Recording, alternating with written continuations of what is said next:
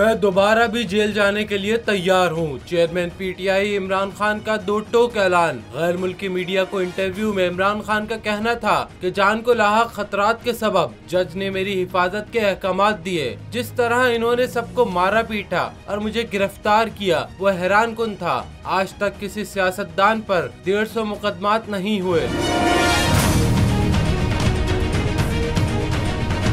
इमरान खान का कहना था कि पाकिस्तान में जमहूरियत कम तरीन सतह पर है, बुनियादी हुकूक पामाल किए जा रहे हैं। पुलिस वाले मेरे घर का दरवाजा तोड़कर अंदर दाखिल हुए। अदलिया वाहिद उम्मीद है। हुकूमत इंतखाबात से खौफजदा है। उन्हें पता है कि इंतखाबात हुए तो इनका सफाया हो जाएगा। ये इंतखाबात मेरे जेल में होने या मारे जाने की सूरत में कराना चाहते हैं। इमरान खान का कहना था कि मुझे मारने की दोबारा कोशिश की जा चुकी है। मैं हर तरह के तशद्दुद की पुरजोर मजम्मत करता हूँ।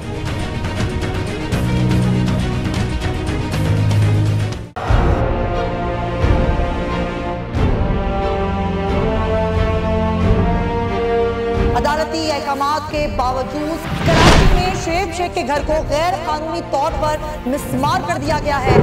बोल के खिलाफ इंतकामी कार्रवाइयों में तेजी। कराची में को चेयरमैन शुएब शेख का घर गिरा दिया गया।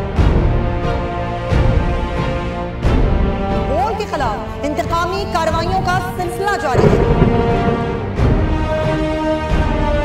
सिंध हुकूमत की अदालती अहकामात की खिलाफ वर्जी। सिंध हाई कोर्ट का स्टे ऑर्डर नजरअंदाज। सेक्रेटरी बल्दियात Najam Shah, director land Sawal Islam, director anti encroachment Imran Ahmed को नोटिस जारी। Administrator KMC director Saifur Rehman, DIG south Irfan Baloch, SSP Keamari Fida Hussain को भी फरीक बनाया गया। इससे पहले जो जुल्म के पहाड़ तोड़े गए, शुएब अहमद शेख की जबानी सुनी। 60 दिन का वक्त होता है। 102 दिन के बाद मैं जीत गया, केस भरी हो गया। 102 दिन के बाद अपील फाइल की, एक्सेप्ट कर ली। नहीं करते ना एक्सेप्ट, खत्म हो जाता ना जुल्म यार। भरी अदालत में मुझे बरी कर दिया, फिर पता नहीं क्या हुआ। 2.5 घंटे बाद का नोट बिफोर, मैं नहीं सुनता ये केस। खड़े रहते अपने फैसले पे, मिट जाता जुल्म। अल्लाह ताला ने बिठाया इस इन कुर्सियों पे इनको यार, ये अल्लाह ताला की तरफ से फैसले करने हैं। तो या तो ये फैसले आएंगे, जुल्म मिट जाएगा, या कौम खड़ी हो जाएगी जुल्म के खिलाफ। हर मुश्किल के बावजूद बोल हकीकी सहाफत करता रहेगा।